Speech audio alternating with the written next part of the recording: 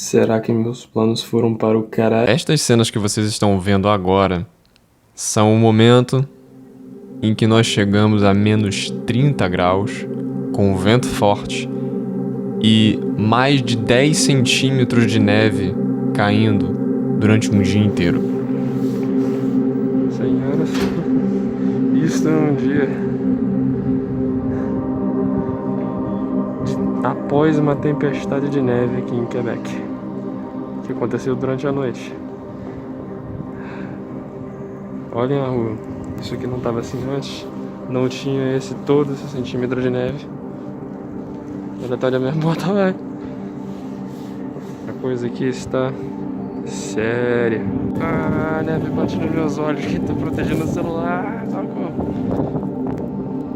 Ai, passei do prédio que eu queria mostrar, mas depois eu volto e mostro. Senhoras e senhores, não dá pra ver direito com toda essa neve, mas esse é o prédio da Ubisoft Quebec. E eu acho lindo isso aqui de noite, que esse logo deles fica aceso. Parece um olho no prédio. Esse foi o recorde máximo e que gerou a capa dessa aventura toda aqui também.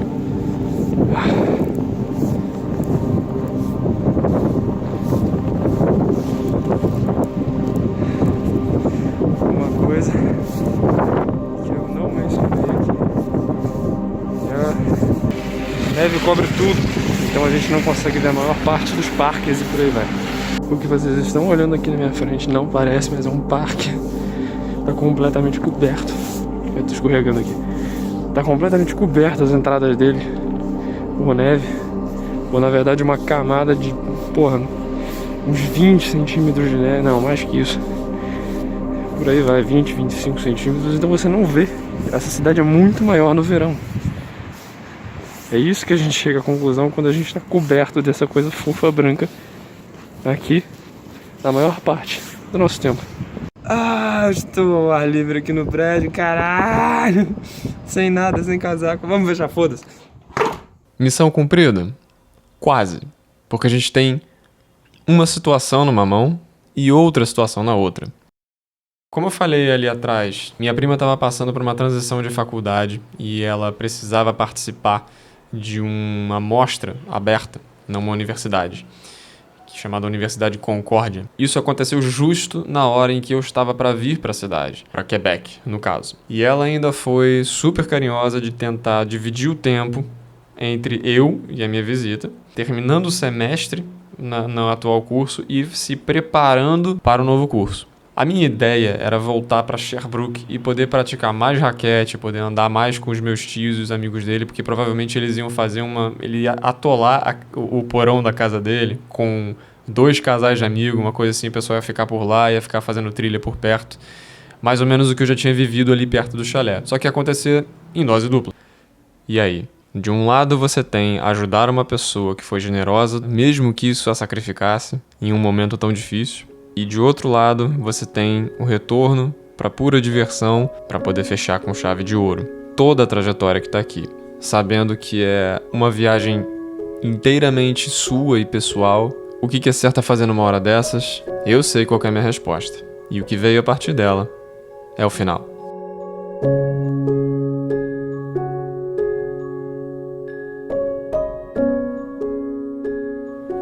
Então sim, eu fui junto com a minha prima, dose dupla de Montreal. É hora de dizer tchau, Quebec.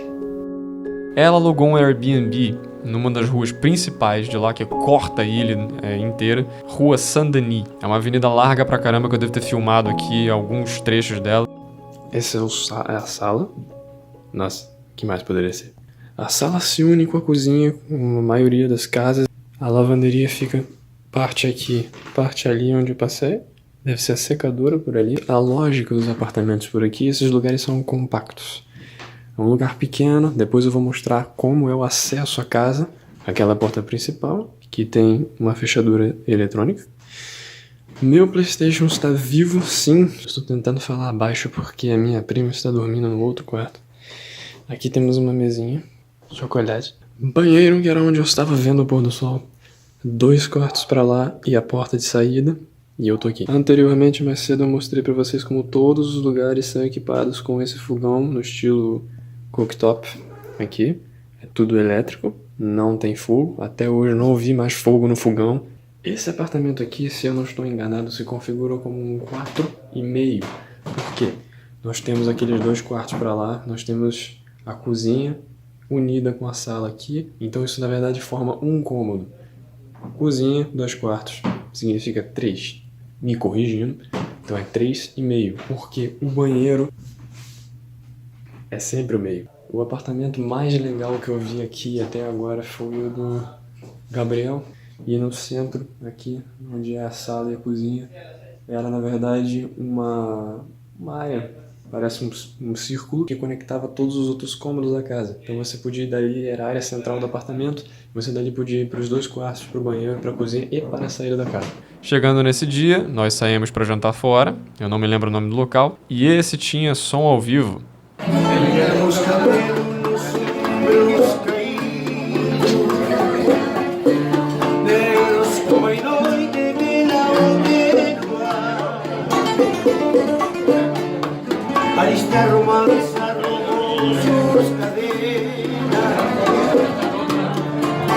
Boa comida, boa música, boa companhia. E esse não foi o último restaurante que eu passei com variedades de experiências gastronômicas e tal. Se eu não me engano, naquela época, pelo menos, Montreal era a cidade com o maior número de restaurantes diferentes de todos. A variedade era imensa.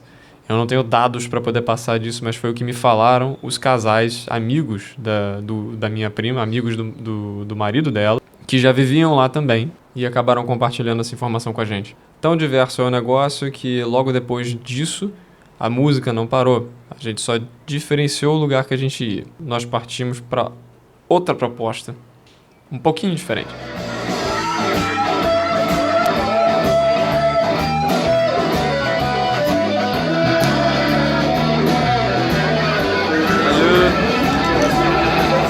Ouvi músicos que fizeram parte da minha infância o tempo inteiro, banda tocando que era legal, guitarras assinadas pra tudo que é lugar, comida legal, gente legal, música legal. Que mais você pode querer?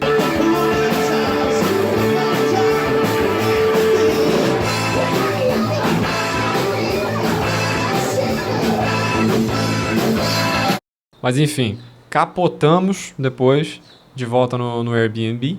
E no dia seguinte de manhã era o dia da tal mostra da Universidade Concórdia, que eu acabei tomando o cuidado de não gravar, porque na verdade eu fui vivendo aquilo com a minha prima, né, e acompanhando a tensão dela de mandar bem e de poder entrar para o negócio, ou pelo menos saber como ela se coloca. Até eu mesmo fiz uma coisa interessante. Eu fiz a comparação com um college e uma universidade na frente deles para entender o que era o que, porque isso também era importante saber. E acontece que um college é como se fosse uma escola técnica, com um curso de 2 anos, ou até mesmo um pouquinho mais, que rapidamente te insere no mercado e nas condições para que você possa já chegar trabalhando. É bem industrial. Já o bacharelado, eles podem durar mais do que você espera, é um curso de provavelmente 4 anos lá também. Ele é aquele que demora mais, como a gente conhece aqui, uma faculdade que dá uma puta numa formação e sabedoria no assunto para você poder caminhar sozinho, de certa forma. Pelo menos eu vejo como uma ferramenta para te dar autonomia numa área do conhecimento e também um pouco de ensino técnico. Mas a minha prima estava vindo de um certificado e tentando entrar no curso de lá. Pelo que eu me lembro, ela estava muito nervosa com os trabalhos dela e vendo uma porrada de gente que se dedicou há muito tempo para poder chegar onde estava.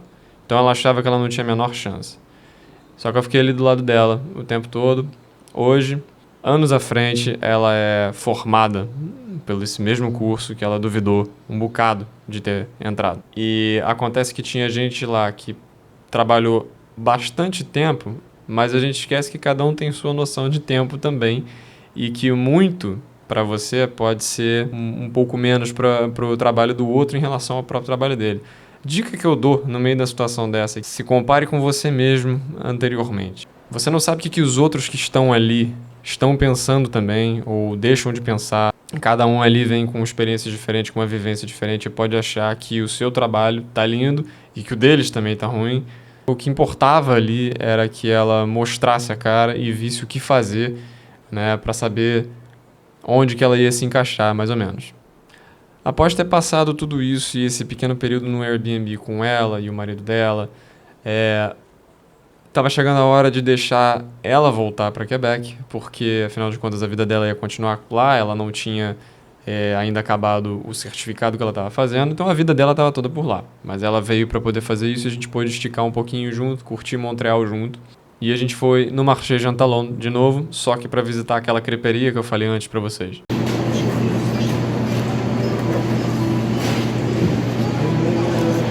Isso deve ser uma delícia, sabia? E a gente bateu papo sobre, enfim, tudo que tinha acontecido até então e que eu acho que ela me sentiu super bem em relação à viagem e tudo. E eu contei pra ela como é que seriam os planos agora, né? Eu falei antes da gente partir de Quebec que eu ficaria de novo no mesmo lugar onde eu fiquei, em Montreal, lá na casa em Laval do casal amigo do meu tio. E que de lá eu iria concluir tudo e ir pro aeroporto. Ela falou, não, então se você tá resolvido aí, sim, ótimo, tava maravilhoso. O plano era sólido, né? Foi uma mudança que eu mesmo fiz na viagem e isso que era importante. Eu já estava num ponto que aquele lugar era casa também para mim. Não só por estar com eles e tal, por estar com eles, mas eu estava confortável de virar para pessoas que eu pouco conhecia, em outra linguagem, marcar de ficar com essas pessoas fazendo planos que não atrapalhassem essa vida. E eles até ofereceram, não, a gente te leva no aeroporto. Ainda teve isso. Eu estava lidando com pessoas que eu conheci lá em menos de um mês, tinha feito amizade, pelo menos durante aquele período, e nada disso dependeu do meu tio ou de qualquer outra pessoa para poder ser realizado. Foi uma mudança de planos minha, que foi muito mais do que ter aprendido simplesmente a pegar o metrô, andar numa estação e sair em outra. Ter conseguido fazer isso e nem visitado meu tio de novo, de uma certa maneira, provou a autonomia que eu vim buscar numa outra cidade, em um outro país, de locomoção e de se virar e tudo mais, que vinha acompanhada de fazer uma viagem sozinho, naturalmente. E aí a gente entrou na estação Jean Talon, já com as nossas malas, com tudo certinho. Eu ia voltar para a estação Cartier e minha prima ia voltar para a estação no outro sentido, que levava ela para a rodoviária, ou até mesmo para a estação de trem, agora não me lembro o que ela usou. Olhem novamente onde eu estou. Mais uma vez, de volta na estação Cartier, no município de Laval. Ficarei aqui os últimos dias antes de finalmente voltar. Só sei que seguimos sentidos separados, e assim que eu saí sozinho na estação Cartier, eu falei, cara, missão concluída. Aqui eu não havia mais nada exatamente que eu queria fazer, eu acho que eu fiz tudo que eu me propus e que pra mim já simbolizava uma vitória. Eu ainda tinha um tempinho, acho que eram 2 dias, e que eu iria usar para poder fazer mais umas visitas. Era quase hora de me despedir do Canadá, mas não antes de eu adquirir uma mochila capaz de segurar esse tranco. The World of Accessories. Nós rodamos então por um outlet gigante que tinha lá, que era a Sail, a loja-chave assim, para esportes de montanhismo e outras coisas mais. Você entrava lá, você podia encontrar de tudo. Tinha fogareiro, barraca de camping, roupas, calçados, um alce. E então, sim senhor, eu encontrei a bendita, a maravilhosa, minha querida mochila de viagens, que me acompanha todos esses anos até aqui. Provavelmente um dos poucos itens que eu comprei para mim mesmo, para usar de uso assim, contínuo, que está aqui quase que intacto até hoje. A gente fez trilha junto, a gente viajou para outros lugares juntos, e ela segue aqui firme e forte comigo. Coisa que eu quase errei nessa viagem na hora de comprar essa mochila é que, dependendo do tecido que tiver, ela não é voltada para transpirar enquanto você estiver caminhando, enquanto você estiver isso. Ela tem que se adaptar aos esportes e tudo mais, mas como você está num lugar que é frio, tem mochilas que são desenhadas para poder aquecer as tuas costas. Eu quase levei uma de 40 litros, maior que essa, com o tecido dessa área aqui, onde diz Air Contact, que coloca isso aqui, faz uma coluna de ar nas suas costas, ajudando você a não ter tanto calor, que na verdade funcionava para o oposto. Ela era pra te aquecer. Tanto é que o cara da loja veio me falando, você vai viajar? Fez umas perguntas assim, porque eu tava dizendo que eu tava voltando. Aí eu disse, eu vou pro Brasil. E ele falou, então você não pode levar essa vermelha, porque senão basicamente você vai cozinhar. Aquele tecido é feito pra poder transportar o calor da sua pele e te manter aquecido ali. Então ela era uma mochila invernal. Tô falando isso para que você tome cuidado, tire suas dúvidas se você não tiver com certeza do que você tá comprando por lá. Porque se você vai levar com você e aquilo tem que servir de forma contínua em outra condição que não é aquela que você está encontrando, muito cuidado com a compra que você faz. Tava tudo certinho, só que eu tive o azar no dia seguinte, ou melhor, no final de um dia para o início do outro, de ficar doente. Doente a ponto de ter uma febre. E o pessoal lá na casa estava dizendo que provavelmente isso tinha a ver com alguma coisa que estava guardada dentro de mim há muito tempo. Até hoje eu atribuo isso a atenção, né? De prestar atenção nas coisas que eu estava fazendo na viagem, de desbravar coisas novas e tal. Então, foi uma descarga do corpo, muito provavelmente. Graças a Deus aquilo ficou na febre, uma dorzinha de cabeça leve, e que eu me toquei. O que fez isso tudo acordar pode muito bem ter sido na hora que eu voltei da estação, deixando a minha prima para ir no sentido oposto. Eu tava me sentindo tão confiante, voltando e tal, assim, caraca, tá tudo sendo concluído com sucesso e tal. E eu abri um pouco o casaco aqui, nessa parte do peito, com uma temperatura de menos tantos graus. O choque térmico que eu não senti, né, só nessa partezinha do peito aqui, pode ter feito isso tudo acontecer também. Vai saber. Era pra eu manter aquilo fechado? Talvez. Porque essa região do peito não é brincadeira. Então, gripado, com febre e ainda no frio de menos 15 pelo menos, a única coisa que eu podia fazer era visitar uma capela que ficava ao norte da cidade e era um passeio relativamente fácil. No entanto, não era uma capela qualquer. What? The name, it's really big. Can you repeat it? It's Oratoire Saint-Joseph. Oratoire Saint-Joseph. Este é o monumento ao santo padroeiro do Canadá, l'Oratoire Saint-Joseph de Montréal. O oratório foi fundado por Santo André Basset, inaugurado em 1956.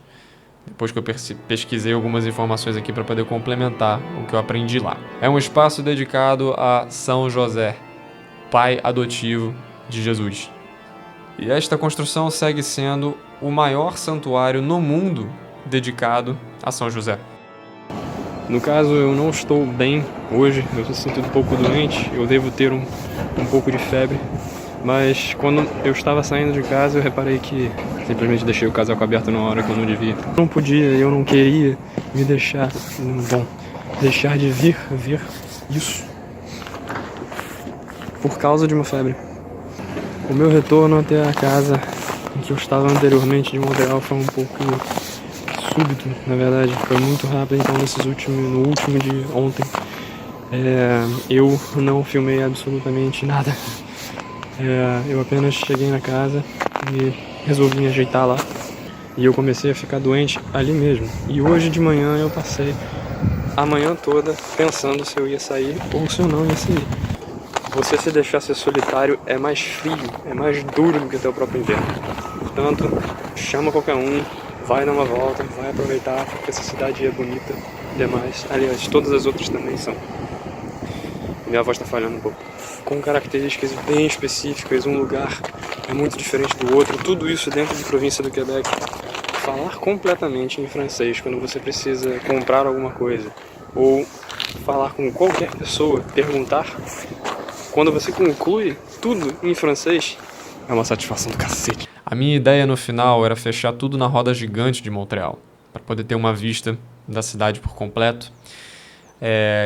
E eu queria ter tido forças para poder ir até lá, só que era na direção oposta. Eu estava mais para o norte da cidade, no santuário, ao invés de ir no sul, onde ficava a roda. Mas ao invés disso, eu acabei encontrando uma dose de história da cidade, um ponto antigo e importante dessa cidade, e, é claro, uma bela vista que compensou a roda gigante. Foi um mês inteiro de viagem até aqui para 1 hora e pouco de contato contigo.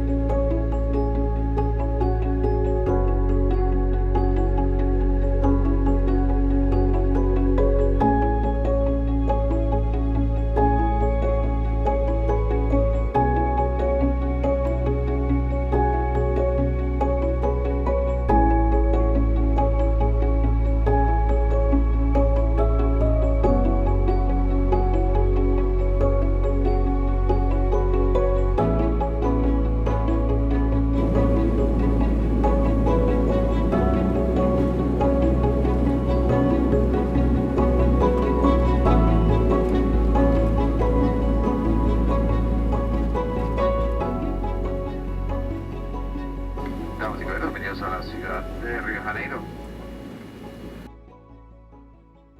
Eis aqui a conclusão do nosso rolê todo. Vocês vão notar que a câmera já não é mais a mesma e que, enfim, a posição também na qual eu gravei não é mais a mesma.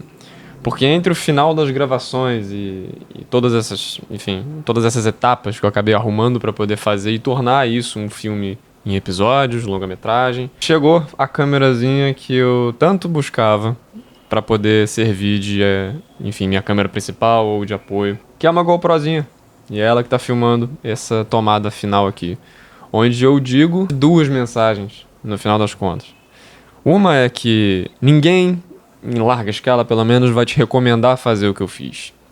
Uma viagem onde você vai pro oposto do que se diz turismo, mas é um dos lugares mais tranquilos para você investigar, visitar e saber o que é o inverno. Então a próxima vez que você tiver numa mão a escolha de andar de jet ski, um sol absurdo, fazer castelinho de areia com o irmão mais novo, tomar drink na praia, mesmo que não haja nada de errado com isso, e tiver na outra mão fazer exatamente isso tudo que você viu, eu peço que você pense com carinho nas 2 opções, porque o contraste entre as duas vai te fazer se sentir vivo.